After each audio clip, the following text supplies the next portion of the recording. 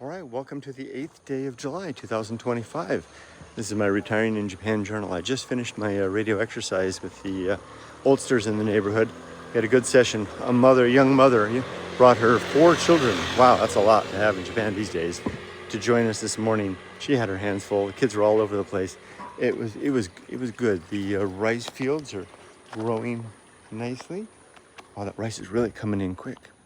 Now I already took the green waste and put it in the green waste disposal area here for today's trash day. Next step is to go home, grab Rudy and Ollie, and we'll go for our dog walk. After that, I have a listing to do and a video to upload for yesterday's Retiring in Japan. My goal for today is to go to a village called Hiroyama on the other side of this big valley here to visit an Akiya house somewhere in my Akiya Mart shirt for today. Shout out to Akiya Mart. They're not a sponsor, but they did give me a free account, so I had to shout them out. Great resource for finding Akiyas here in Japan. So I'm going to visit a very inexpensive house that I saw listed. It's not very far away. And then in the afternoon, I have an order to ship for my business. So let's begin. Speaking of old Akiyas, there's mine at the end of the street. Let's start. Okay, we're out for the dog walk, and I promised that I'd check the status of this crazy snake-like plant that's growing. The gourd continues to get bigger, and its progress is continuing. I don't know if it's noticeable from yesterday, but it's on its way up. Let's see how long it takes to get to the top of this old green tea plant. And here along the road, roadkill. A giant spider got squished on the road. Yeah, too bad. It's the second one I've seen.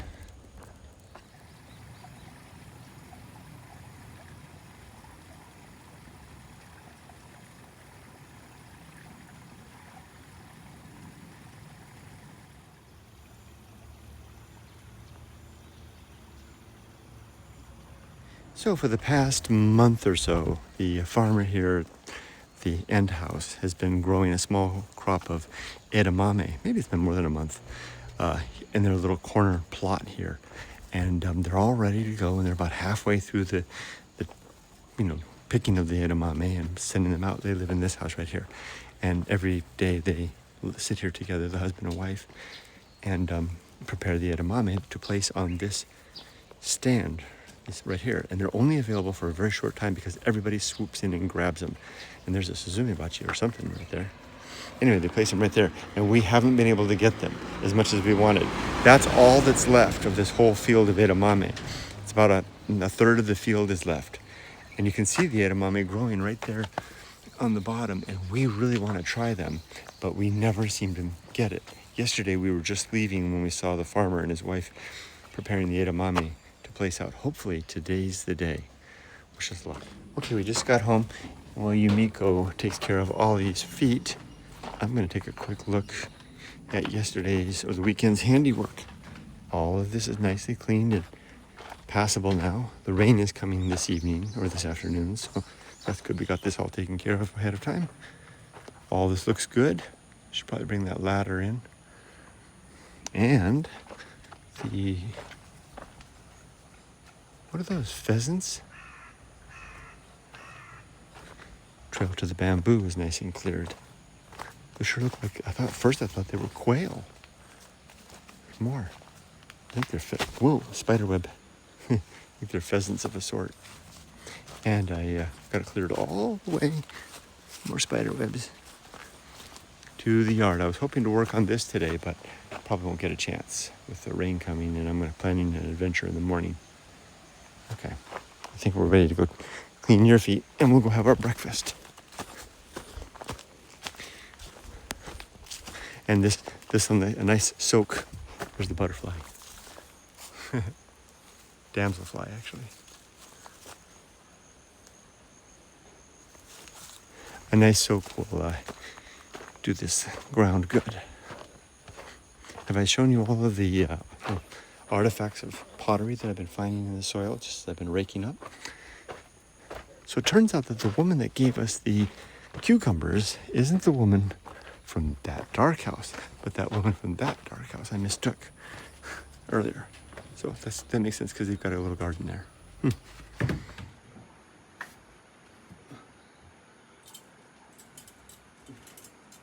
Okay, our day's adventure has begun. Rudy and I are headed out towards Hiroyama on the other side over there. But first, let's get some coffee here from 7-Eleven. So that was an interesting experience. First of its kind. Just went into 7-Eleven, got my coffee. And when I went in, there was a, let me adjust the temperature here so it really doesn't get too hot. There was a Caucasian guy, young guy, like 24, looked spitting image of me when I was 24 or whatever I was, 24-ish when I came to Japan. Working, he was wearing, I thought he was another customer until I realized he's wearing the 7-Eleven getup. And he's working there. First time I've seen him here. And he spins around, he sees me, and there's one woman at the counter helping. He spins around, darts right into the back room. He doesn't want to talk to me. And the woman, he's thinking the woman at the counter, the Japanese woman, will take care of me. But another guy that was just there like 3 fractions of a second before I was, interacts with her, and he needs help somewhere else. So she zips around the counter and goes out into the store. Now he's behind the counter. He knows I'm there. I'm waiting to be helped. Now in Japan, it's not a good thing to have a customer just standing there waiting. And he's clearly the younger guy. He needs to get his butt out there and do that. So he comes out there quite reluctantly and greets me in Japanese. And I say to him, I don't know. I've never been in this situation before. I mean, he's one of those rare, white dudes that's born and raised here that only speaks Japanese. I take a hazard, a gamble, and I say, hey there, in my English, hey there, I'd like to get a hot latte, large size, please. And he kind of fumbles with 2 cups, and he grabs, he holds them up in Japanese. He's asking me, what size do you want? And so I switched to Japanese and continue everything in Japanese. He finishes everything up, darts right back into his little hidey hole, and I go and I fill up my thing. And then as I leave the store, I heard he had come out and he had thanked me for coming in and yelled out his thing. I can see him in there right now. Anyway, I don't know what to make of that. What would you do in such a situation? Would you, speak English if you were like in my situation, right? You're in a foreign land, you see somebody that clearly looks like one of your gang, would you hazard a guess that they're going to speak your lingo and do that? Or would you switch to the Japanese? It just felt weird. I've been kind of in this situation before because I see foreigners who are working at the convenience stores, but they're never they're like from somewhere else, they could speak English perfectly. You don't know, right? They look like, maybe they're from Southeast Asia or somewhere. You don't know. You don't want to assume that they speak English. So I speak Japanese to them. But this guy looked like he was from Nebraska, a Nebraska farm boy, right? I took a hazard to guess. I guess either he doesn't speak English or he doesn't want to speak English. What do you think? All right, driving back to the house, I forgot Rudy's leash. I got all the way to the house that I wanted to see, and then I was looking for a place to park, and I realized I don't have a leash. So darn it. Here's the reason I'm turning the camera on, not necessarily to say that I'm going back to the house, which isn't far. It's 15 minutes from here. It's to make a note of the change in my attitude. And it didn't even require any conscious action on my part. When I realized that I had forgotten the leash, 10, 15, 20 years ago, that would have pissed me off. Got all the way to the place that I wanted to go. Everything is here. I thought I had covered everything because I kind of went through a checklist on my head before I left. And then to realize that I forgot a very important piece of the puzzle. Because I can't take Rudy out without a leash. But it didn't make me upset. All I did initially what I did was I said, well, oh wow, I forgot the leash. Oh well. And that was interesting. Whoa, Kurt, what's this oh well stuff? wait, where's the upset, Kurt? Where's the rising emotion coming up, to get pissed off that my best laid plan was foiled. God was preparing to laugh. Because, what they say, man plans, God laughs, right? And yet I wasn't reacting. I was like, oh well. I was like, well, this is interesting. Where did this come from all of a sudden? Just, oh well.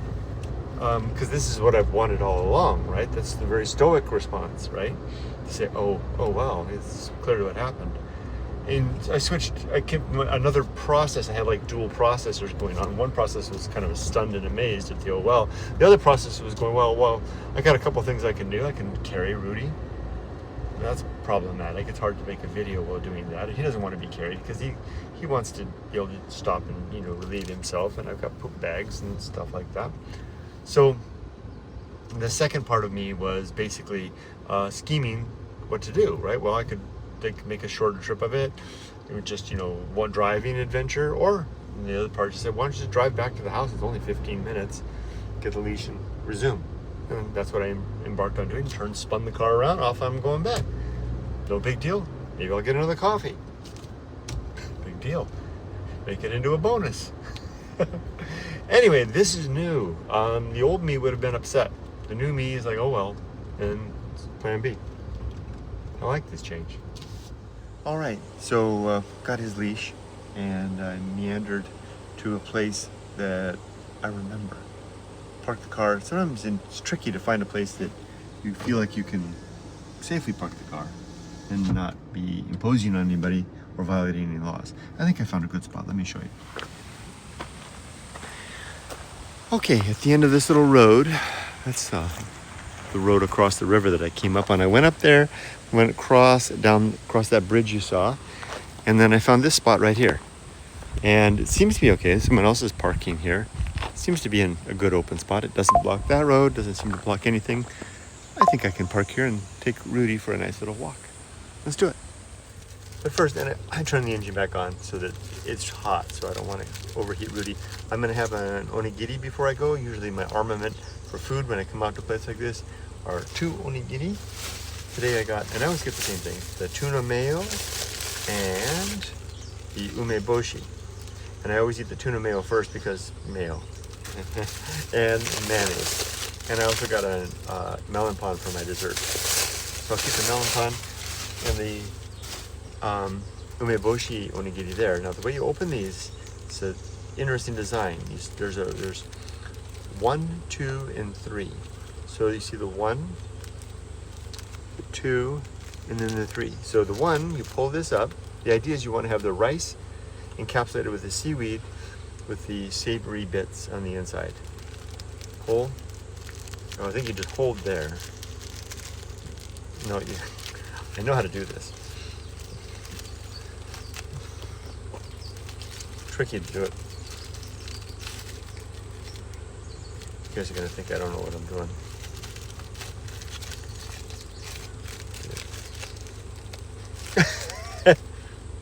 Oh, right. You have to pull this out, down first. Like this is that. Read the instructions, I guess, Kurt. And so it gets all the way across. Take that off.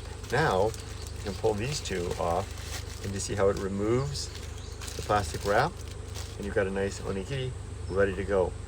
Inventive, huh?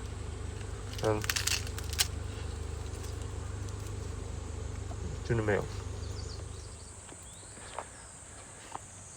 Just walking along. We have a citrus orchard. Chrysanthemums. Their season is passing quickly now. Good place to look for spiders and praying mantises and such.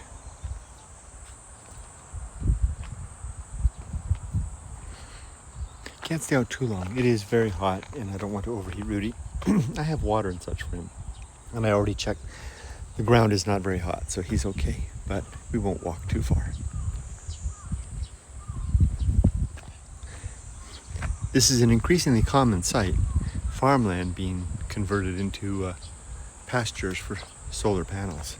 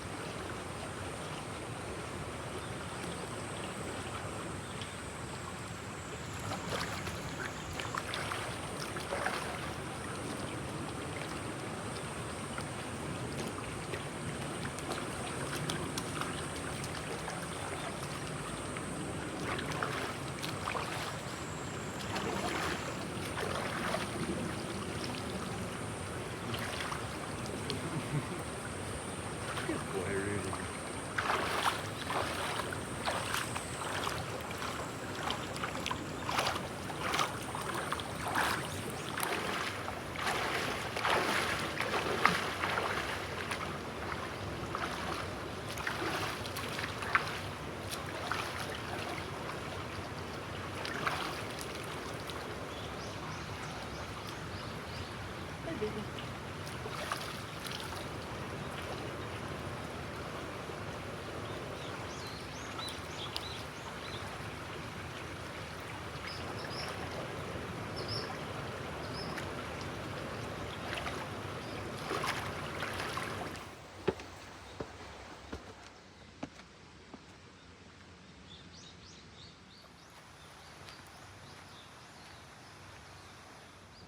You want to know about an enormous shift in perspective?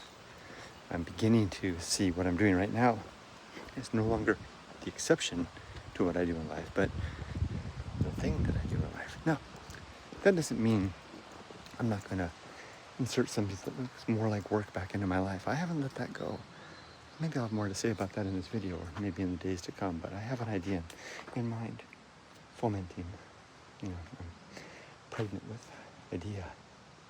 But for right now, for this moment right now, this feels like my living. It just feels like what I'm doing.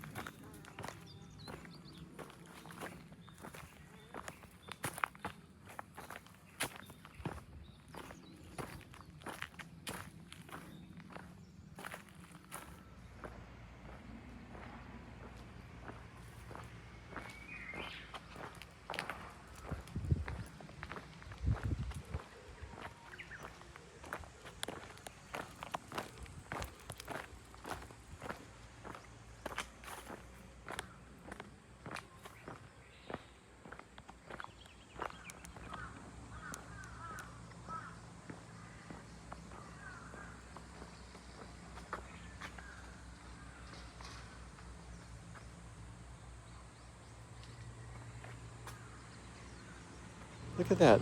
That sign over there. It says, can you see it? I can't really read the camera. That's me. Can you see the sign on that truck over there? Since 1702. That looks like an old bus there in the background. There's the sound of cicada.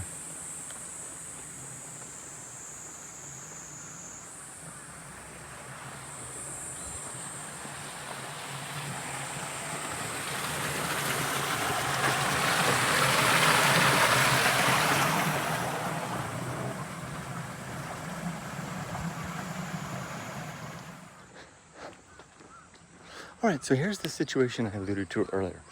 Here we are in Japan. We're living under full retirement mode. What do they call it?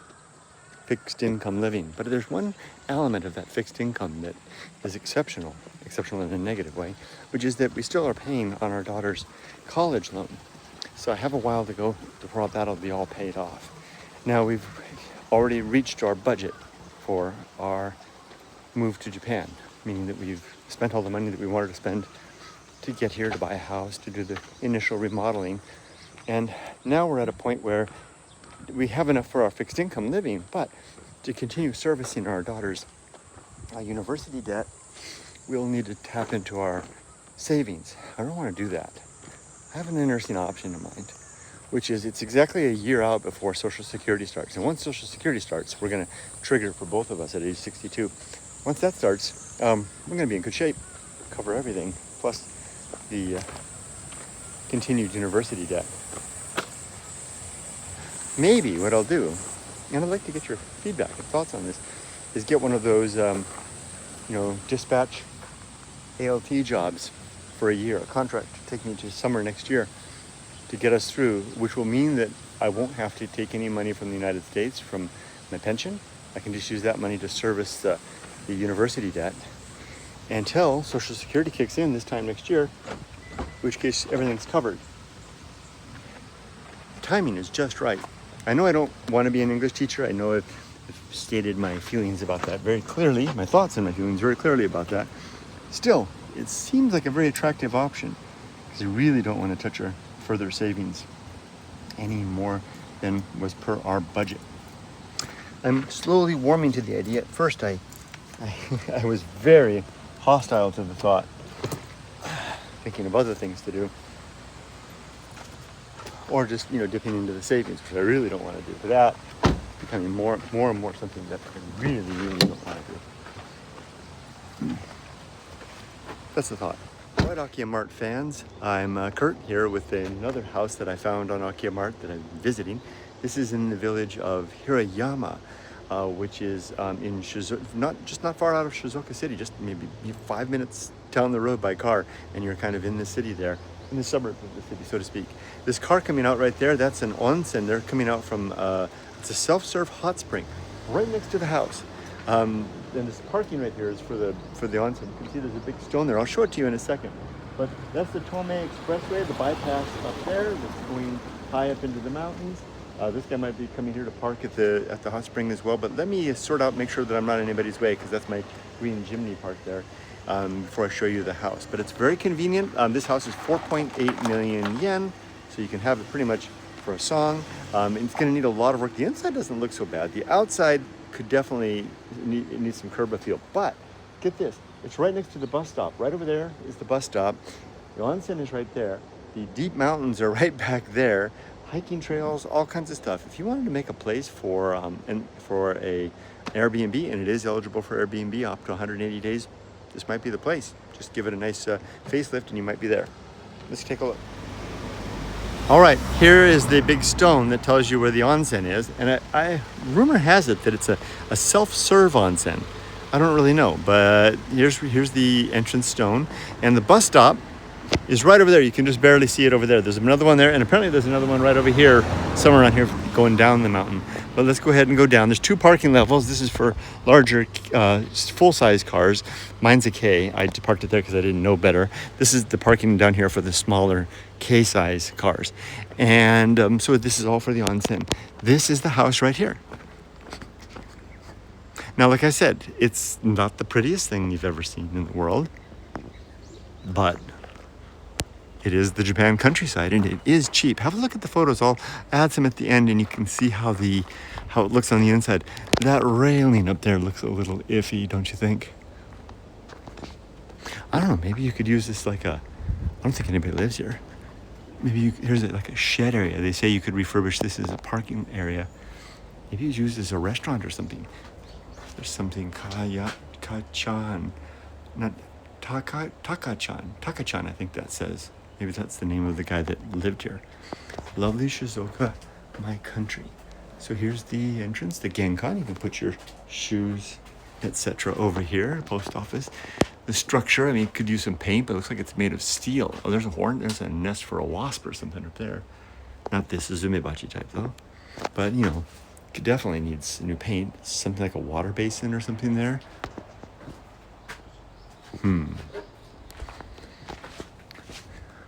So you probably can't park here, but like they said, you could redo this maybe into a parking area. Can't get a good look up there too much. Let's see if we can walk around and have a look. And then the spa entrance is down here.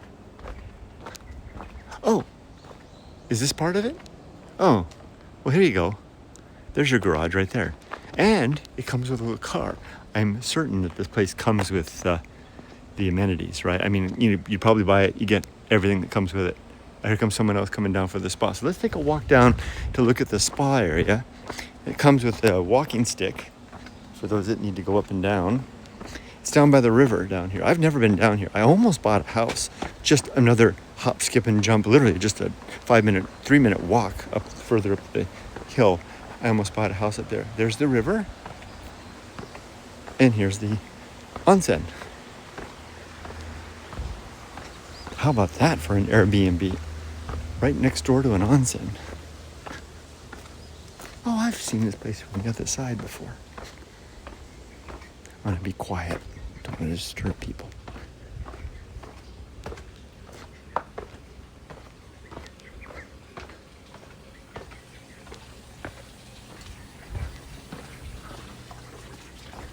Oh, there's the entrance.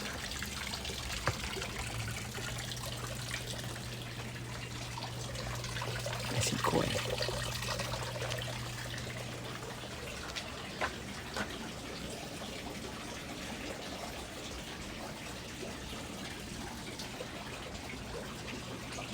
Those rooms probably overlook the river. Looks like it's got a restaurant.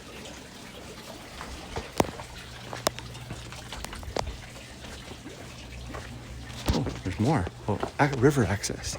Watch your head. Oh, and then you have access to the river down here. And there's where you can enjoy, after your hot spring, you can sit and take in the view. Isn't this lovely? Gee. Taka and Joey, what do you think? Taka and Joey, if you don't know, are the founders of Akiya Mart, a great resource for finding places like this. This is how I found this place. I think there's someone coming down. I don't want to disturb them. But check it out, akiyamart.com. Check it out. Don't forget the hyphen, Akiya-Mart, and you'll find places like this. Let's turn the camera when we get back up the other side, finish off this house. These stairs will give you a good exercise. Don't fall down. Okay, let's kind of, I didn't see anybody else, I guess. I don't know what they're doing. Let's turn around. And if you're asking, it's hot. It's like 38 degrees, like 100 degrees. Humidity's like it's above 75%. It's hot. That's why I left the engine on in the car for my little dog. Anyway, this, my friends, is a putt-putt machine. I call it that for the sound it makes. It's got a little motor in the back. And I use it to haul farm equipment up and down through the mountains here. Green tea farms everywhere up here. This one is used, I'm sure, to haul goods down to the onsen. Switch cameras. Let's take another close look at this place. So, from back here. So here's the parking lot. It's got 2 parking lots here, 3 parking lots total for this onsen. So of course you won't be able to park in the onsen if you buy the place. There's the view we want. Hold on while I take a still photo.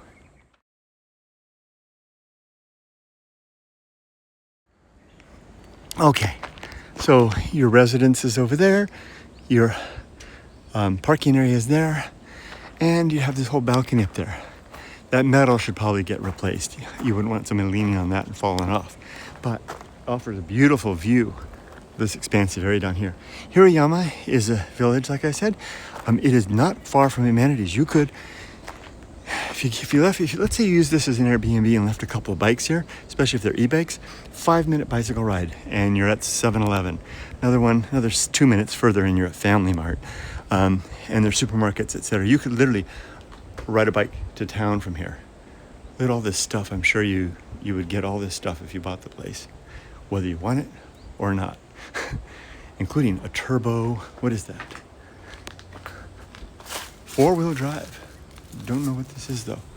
See if we can get a better view up here. Here's your mailbox. I sound like a realtor, don't I? Stone wall supporting it all. The place is like plus 50 years old, 50 years plus old. So it's not going to have the latest earthquake standards, but it looks like it's made of steel, on a steel foundation at least. Who knew what Taka-chan had in mind? Hey, Taka, I just realized that. That's you. Could it be prophecy? Wonder what's back there. It seems like it goes back quite a ways, huh? Anyway. This one's listed on Mart for 4.8 million yen, which is, what is that? 36,000 USD based on current marks. Machan something. Momoji. I don't know, I'm trying to read that sign. I'm not very good at reading. Not a bad place. Not a bad place at all, in fact. Someone with ambition. Someone that wants to make something of it. That person, that sweaty person is certainly not me. Not at this temperature, for example. This is not the place for me. But if it's you, okmart.com, I'll put the listing link down in the description. Have a look at it if it's already sold. It's been on the market for over a year, so no one's going for it. If it's already been sold though, have a look around. Okmart's got lots of great listings. I love the site. Thanks for having a look. Welcome and greetings from Shizuoka. Take care. So I'm home now, and Yumiko got us these cool rings. They're like dog collars. She knows. She knows my weak spot. It's adjusted just fine. It's supposed to be cool, but it also invites adjusting.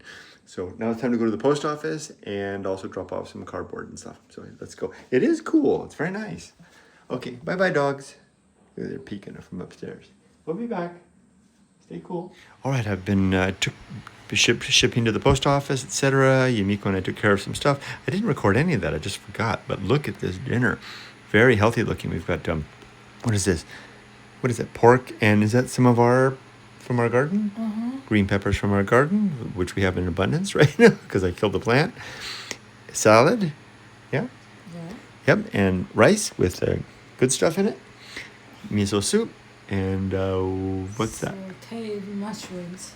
Ooh, umeboshi. You worked hard. Thank you so much, Yumiko, and some cool tea. All right, and you got that little cool thing on your neck. That's helping. All right, Naomi. Okay, say no. Itadakimasu. Well, the day is winding down. It was a good day.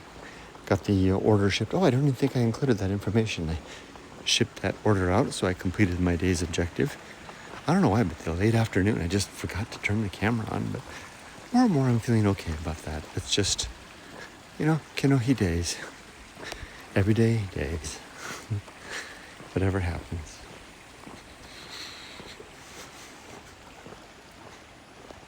It's good.